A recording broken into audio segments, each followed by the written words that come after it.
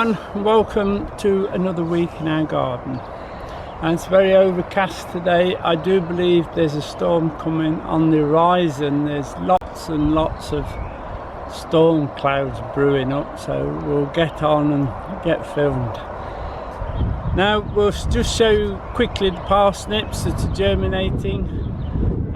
We'll show you the potatoes, which are all coming up now, especially in the frame behind me. We'll show you what we're going to do here.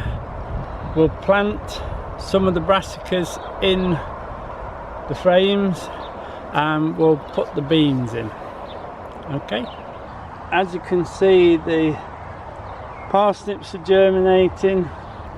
A little bit sporadic, but any spaces, there's still plenty of time just to drop some more seed in. They'll soon be up. These are the early potatoes that were dropped into this frame. There's an odd weed I see coming up, and we'll soon earth them up this week, I think. They're doing nicely.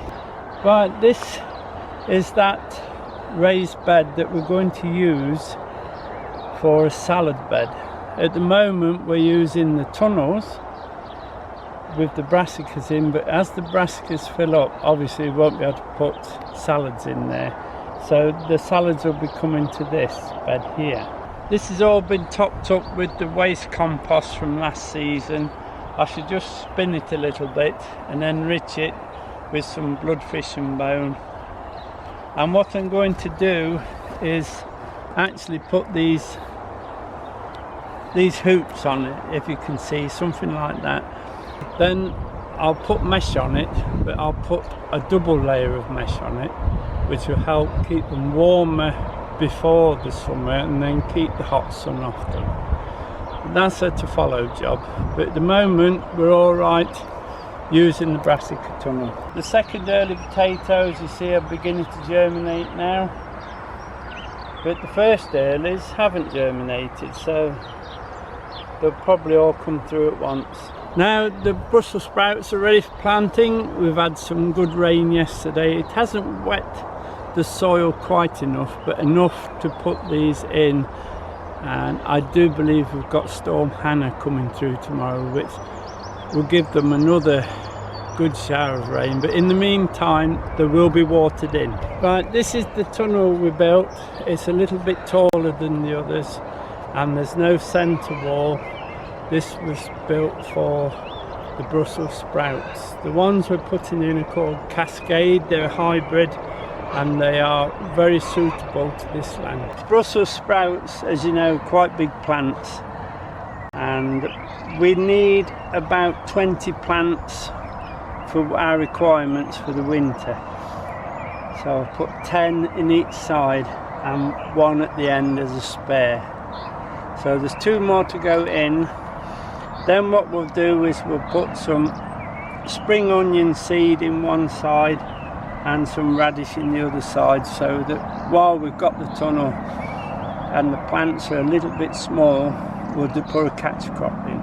It's the same as most brassicas. I'm using the bulb planter. As you see, I've planted quite a few already, and as we follow the line, Brussels need about at least 2 feet between plants because they are quite big. And then there you go, that'll do nicely. There's 2 to put in, so we just pop it in. Got a worm there, look. Oh, there's 2. The other one about here, I think. There. Quite firm, this ground. Brussels like firm ground, so the tighter it is, the better. Right, these are the 2 we're going to pop in. Quite big plants. They've been grown in liners, so you can see they're a bit loose, so we can't put them in the ground that loose. We've got to really firm them in. This is why making the hole with the bulb planter makes putting them in a lot easier. So in it goes, look, and then we can tighten up. Really make them tight as you can. You can tell your Brussels sprouts, they've got nice round leaves. And and then in it goes, and then really firm that soil onto those roots, so it's nice, there's no flapping about. Now that's 20 of the Brussels sprouts in and 2 at the end as spares, just in case. Now while we're waiting for the Brussels to thicken up, that won't be long, we'll put a row of spring onion in and a row of radish in the other side. Now when we get round the other side, I'll show you that I've put lettuce in there as well. Put lettuce on the sunny side so it can be out and away before the fill up. All I'm going to do is just loosen this soil up a little bit, put the seed in and then just rake it back, okay? Nothing too special. It's very stony, but it'll be okay. These are the radish we're going to pop in. They're called Sparkler 3. Up and away in no time. Now there's no inner pack, so I'm just going to scatter a row on. You'll not get every seed, but there's enough there, plenty there, look. Right, so I'm just going to lightly cover those up. Now, the whole tunnel will be watered well, I can assure you, so we'll just cover those up for now. Very stony, but they'll find a way through. Likewise down there we'll do the onion. This end we'll put the pulling onions, or spring onions as you like to call them. Same way, look.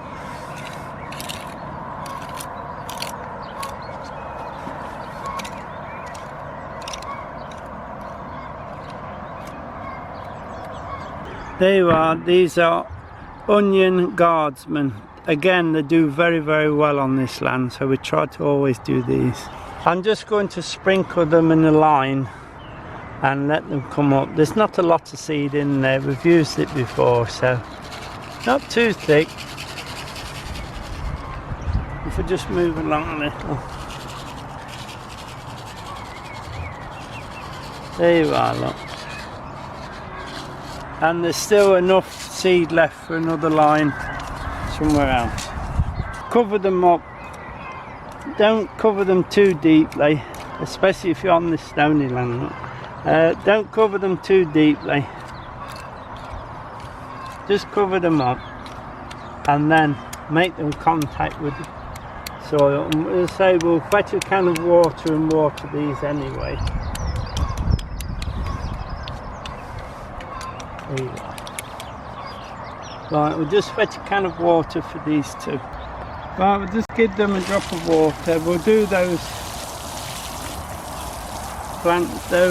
Brussels as well. Right? Give them a drink. And then I'll come down in a short while and make sure they're all watered well.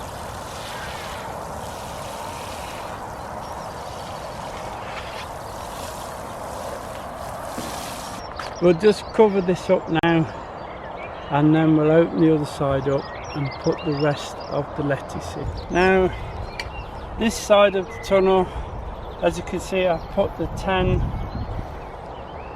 Brussels sprouts in plus 1 spare. These are the lettuce that won't be in for very long. These are the romaine type lettuce which get quite tall, but as you can see they're well on the way. Plenty of water, so I've put them near the path. Plenty of sunshine as well just here, and they'll be up and away in no time. But same way, look, we'll just make a hole with the bulb planter for ease.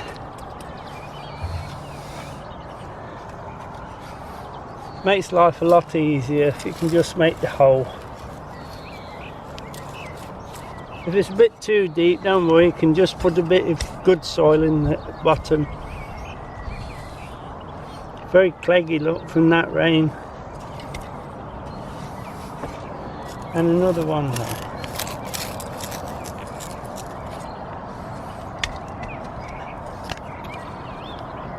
That one hasn't cleared the hole very well. Let's take a bit more, that's better. Then we'll just pop them in. Now your lettuce, don't push the lettuce quite as tight as we do the brassicas, the cabbages, etc. As you can see, they're well rooted and ready, so you don't want to crush them in these, else it damages the roots of them. So these just sit in, make sure they're not hung, make sure there's not a hole underneath, and then just take your soil around them. Again, that's not quite so well rooted, but it's on its way to be fine. And then here's the last of the lettuce then. Let's have a look what it looks like. Again, well rooted, it's ready, it's spinning a little. But that hole is a little deep, so we just push a little bit of soil in and then pop that in. This frame completely planted up. There's 20 Brussels plants, and there's a few radish, a few onions, and a good dozen lettuce in there.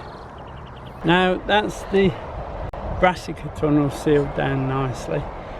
I'll only be able to go into these tunnels to do the weeding and take the dying leaves off the bottom of the brassica. Now we've just got these 2 tunnels to plant up. We will finish that one in a moment with a little bit more brassica. I'll show you that in a moment. These will be for the celery, which is in here hardening up and growing on. Need a little bit more bulk on it before I plant it, but the end tray is not doing bad. I shall also put in some celeriac. The leeks will go in here, and the kohlrabi will go in. I've actually reset it. It should be coming up now, but that will go in as well. So that'll be all the tunnels filled. Let's just fill this last one over here with what we're doing.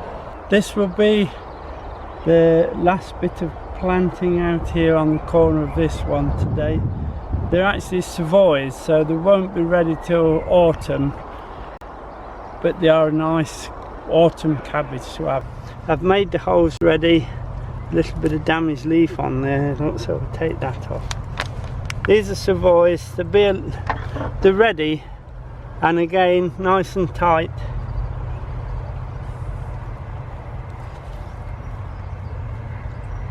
Good and tight.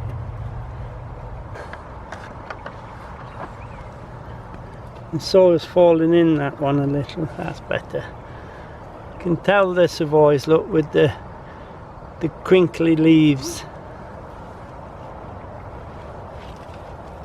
And then nice and tight. And then we'll get the little hand fork and tidy up. Now this end, because we've got this quite decent space, we'll put 2 rows of turnips in.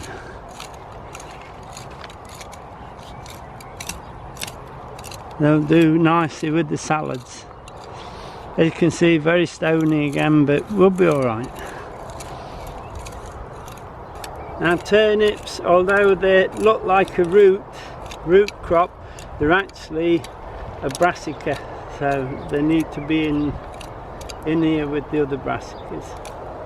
Another packet of seed that came free with Kitchen Garden magazine. It's actually King's seed, as you can see at the bottom. Quite good seed.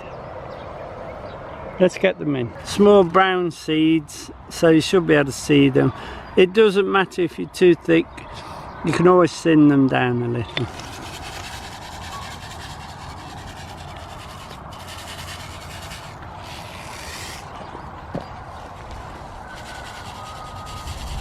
They germinate quite regularly. They germinate quite well, these will, so it's just a case of getting plenty of water to them. That'll do nicely, there's plenty there. We'll just cover them up a little, and then I'll water them in when I water the cabbages.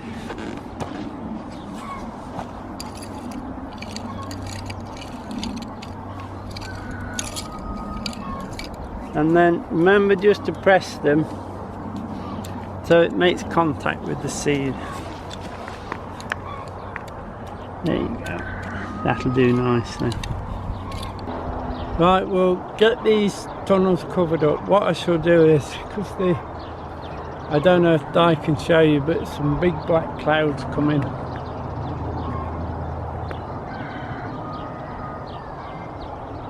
So we'll get these tunnels covered up quickly, and we'll nip up and put the beans in, and then if it doesn't rain, I'll come down with the cans anyway. Okay.